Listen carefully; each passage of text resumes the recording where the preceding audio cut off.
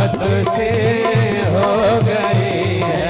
राधे राधे राधे कहने की आदत सी हो गई है।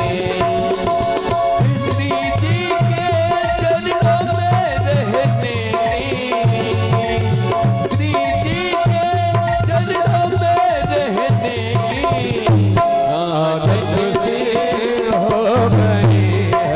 राधे राधे राधे कहने की आदत सी हो गई है।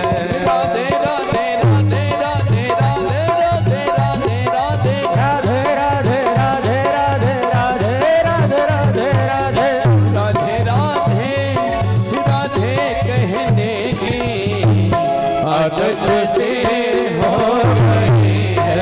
राधे राधे राधे कहने की आदत से हो गई है। बिड़ी बिड़ी तालियां प्यारे आ खड़े हम तेरे नाम के सहारे, श्याम प्यारे आ खड़े हम तेरे नाम के सहारे। राधे राधे राधे राधे राधे कहने की आदत से हो गई है। राधे राधे राधे कहने की आदत से हो गई। बिड़ी बिड़ी तालियां जय हो।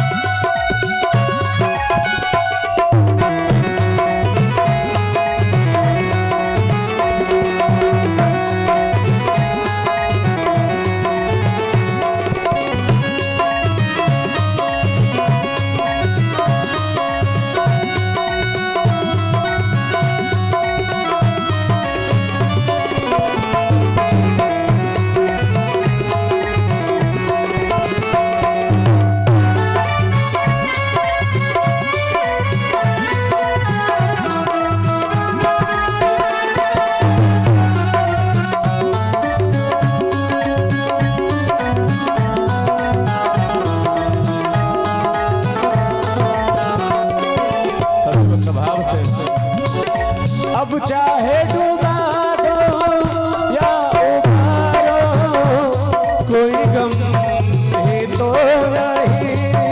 अब चाहे डूबा दो या उबारो, कोई गम ही तो नहीं है।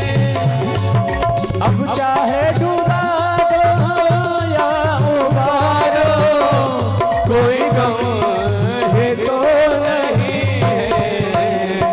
अब तो तेरे राधे, अब तो तेरे राधे हो में रहने की आदत से हो गई है।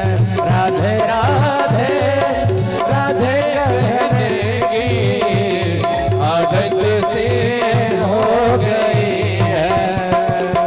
राधे राधे राधे राधे राधे राधे राधे राधे राधे राधे राधे राधे राधे राधे राधे राधे राधे राधे कहने की आदत से हो गई है। राधे राधे राधे कहने की आदत से हो गई है। राधे राधे राधे कहने की आदत से हो गई है। आदत से हो गई है। आदत से हो गई है। बोल राधा रानी सरकार की जय हो। जय जय श्री राधे श्याम। अब तो महाराज आचार्य सुखदेव समझाते हैं राजन परीक्षित, बहुत सुंदर सुंदर आप गोविंद की लीलाओं को श्रवण कर रहे हैं। और आज आप चतुर्थ दिवस की कथा में प्रारंभ कर रहे हैं। तो भजन करना बहुत जरूरी होता है महाराज। क्योंकि भजन करने से तन में चैतन्यता आती है, तो कथा सुनने में और आनंद आता है, इसलिए भजन करना बहुत जरूरी है। अब तो आचार्य सुखदेव जी समझाते हैं राजन परीक्षित, मनु महाराज के 5 संतानें हुई और आपने तीनों बेटियों का वर्णन सुना और एक पुत्र का वर्णन सुना। एक पुत्र, और पुत्र कितने थे इनके? 2। प्रियव्रतौ उत्तान पादौ शतरूपापते सुतौ। महाराज मनु महाराज के 2 बेटे, प्रियव्रत और उत्तानपाद। तो महाराज उत्तानपाद बहुत अच्छे राजा महाराज। और उत्तानपाद का अर्थ क्या होता है? जो माता के गर्भ में उल्टा लटका हो वो होता है उत्तानपाद। अब तो महाराज उत्तानपाद राजा हुए हैं और बहुत अच्छे राजन, बहुत अच्छा अपना राज्य संभाल लिए। कुछ दिन व्यतीत हो गए, लेकिन महाराज इनका विवाह रचा गया माता सुनीति से।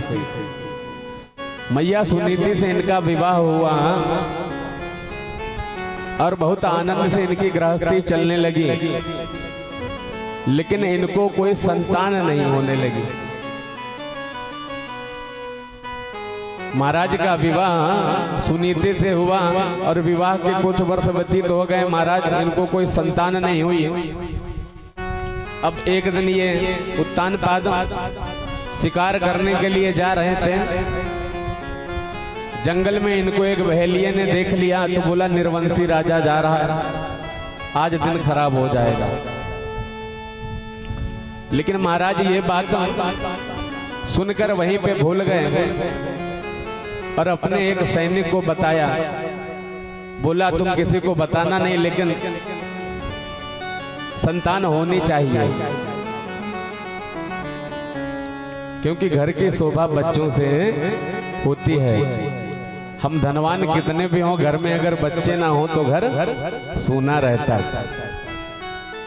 अब तो महाराज ये बात मैया सुनीति को भी पता चल गई कि हमारे पति को किसी ने ऐसा बोल दिया। अब तो मैया सुनीति ने महाराज को बुलाया और महाराज से याचना करने लगी, स्वामी आप दूसरा विवाह कर लो, स्वामी आप दूसरा विवाह कर लो और हमको संतान चाहिए। महाराज ने कहा पागल हो गया, जब हमें एक पत्नी पहले से है तो हम दूसरा विवाह क्यों कर लें भाई। महाराज प्रेम बहुत करते हैं मैया सुनीति से, इसलिए दूसरे विवाह की महाराज नहीं सोच सकते। महाराज ने कहा पागल हो गया, हम दूसरा विवाह नहीं करेंगे। मैया सुनीति ने हाथ जोड़े, महाराज आप विवाह कर लीजिए, हमको भी संतान का मुख दिख जाए। जब छोटे छोटे बच्चे घर में खेलेंगे, किलकारी मारेंगे तो महल की शोभा बढ़ जाएगी और हमको भी मैया मैया कहेंगे। अब तो इन्होंने बहुत समझाया और कहने लगे रानी मान जाओ, क्योंकि अपने आप तुम अपनी सौत को नेवता दे रही हो। दुनिया तो सौतों से डरती है और तुम कहती हो कि विवाह कर लो। भाई आपकी पत्नी अगर आपसे कहे कि आप विवाह कर लो तो थोड़ा मन में सोचना तो पड़ेगा ही, जब आप विवाहित पहले से। तो महाराज ने रानी को बहुत समझाया और महाराज कहते हैं रानी कांटो बुरो करील को और बदरोटी घाम, और सौत बुरी है चून की और साझे को काम। महाराज ने चार चीजें बताई। ये चार चीजें संसार में वास्तव में बहुत बुरी है। कौन कौन सी? हमारे ब्रज में कांटा होता है करील का, बहुत लगा है। आप एटा क्रॉस करेंगे तो सब रोडों को किनारे किनारे करील लगा। करील का कांटा टेढ़ा होता है और वो कांटा अगर हमारे पैर में चुभ जाए महाराज, तो जब वो निकालेंगे आप तो आपके तन को काटते हुए निकलेगा, क्योंकि वो टेढ़ा होता है। तो इसलिए राजन कहते हैं कि कांटो बुरो करील को और बदरोटी घाम, यानी बदरोटी घाम, बदरी भी है और धूप भी है। आपको कुछ करना है तो आप दोनों काम नहीं कर सकते। बोले क्यों? बोले हमें कहीं जाना है और हल्की धूप निकल रही है, फिर बादल छाए जा रहे हैं, तो आपने सुंदर वस्त्र पहन लिए, लेकिन जैसे ही बाहर निकले तो तुरंत धूप हो गई, तो चिंता रहेगी, गर्मी बहुत लगेगी। और थोड़ी दूर बढ़ पाए बादल छा जाएं तो आप सोचेंगे कि वस्त्र हम अच्छे पहने, बारिश हो जाएगी तो भीग जाएंगे। तो बोलो ये मौसम भी बुरा, ये चार चीजें बहुत बुरी। एक तो करील का कांटा जो टेढ़ा होता है, और बदरौटी घाम ये भी बुरा है, और सौ तो बुरी है चून की और साझे को काम। महाराज समझाते रानी, सौत तो चून की यानी आटे की सौत भी बुरी होती। तुम तो कह रहे हो कि दूसरी पत्नी ले आओ, पागल हो गई हो क्या? मैया ने कहा नहीं स्वामी आप विवाह कर लो, हमको तो बच्चों का मुख देखना। मैया ने जिद पकड़ ली। अच्छा, अब घर की जब महारानी जिद पकड़ लें तो वो काम करना पड़ता है, वो काम करना पड़ता है। अब तो राजन ने मैया से कहा ठीक है, लेकिन सोच लो सौत बहुत बुरी चीज होती महाराज, और वास्तव में सौत बहुत बुरी चीज होती। राजन ने कहा सौत तो चून की भी बुरी होती और साझे का काम, ये चार चीजें बहुत बुरी होती हैं। आप दो लोग मिलकर कोई व्यापार कर लो, बहुत अच्छी आप में मित्रता हो, आप छोटा सा व्यापार प्रारंभ करें और खूब दोनों लोग मेहनत करें, और जब वो व्यापार बहुत अच्छी जगह पर पहुंच जाए, आपका बहुत यश हो जाए, और फिर आपके साझेदार सोचें कि अब हम इनको बर्बाद कर दें, ये सब अपने आप ले लें, तो ये काम आसान हो जाएगा, क्योंकि साझे का काम है ना भाई। दो लोग हमेशा एक साथ रहते हो, काम करते हो, और आपका साथी अगर आपकी बुराई करने लगे तो प्रभाव आप पर पड़ेगा।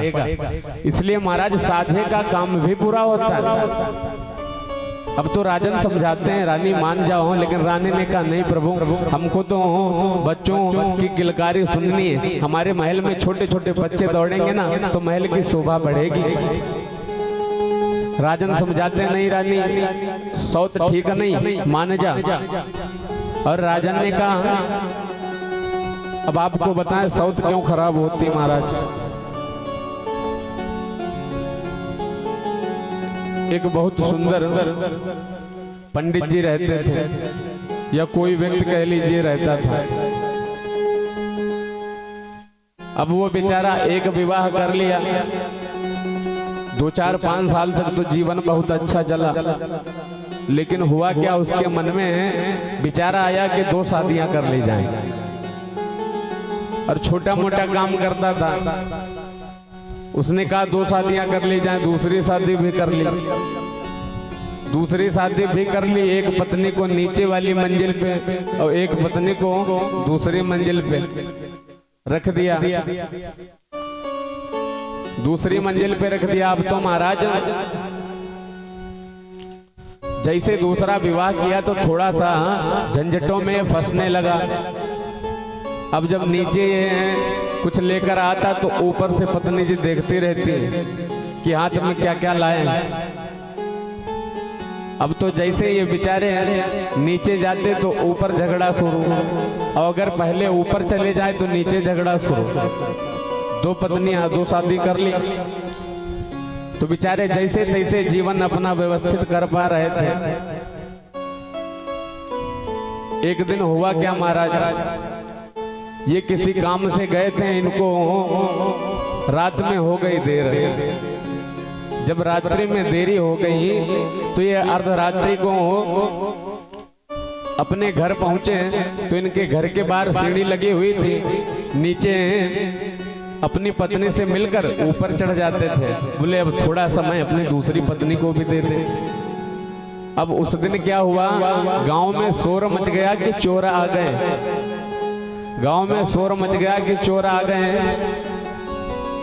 अब तो महाराज ये बेचारा अपने घर पर जा ही पाया था, तो इसने सोचा गांव में शोर मच रहा है कि चोर आ गए, तो हम ऐसा करते हैं कि ऊपर ही निकल चले और ऊपर से अपना घर भी देखते रहेंगे। चारों तरफ से चारों तरफ देखते रहेंगे चोर कहीं हमारे घर ना आ जाए। लेकिन तब तक हुआ क्या, हल्ला इनकी पत्नियों ने सुन लिया। ये शोर इनके पत्नियों ने सुना कि चोर आ गए। अब ये बेचारे आधी सीढ़ी पे चढ़ पाए थे, आधी सीढ़ी पे चढ़ पाए थे तो हुआ क्या, दोनों पत्नी निकल पड़ी। अब रात्रि का समय महाराज, तो नीचे वाली ने समझा कि ये चोर ऊपर जा रहा है, उसने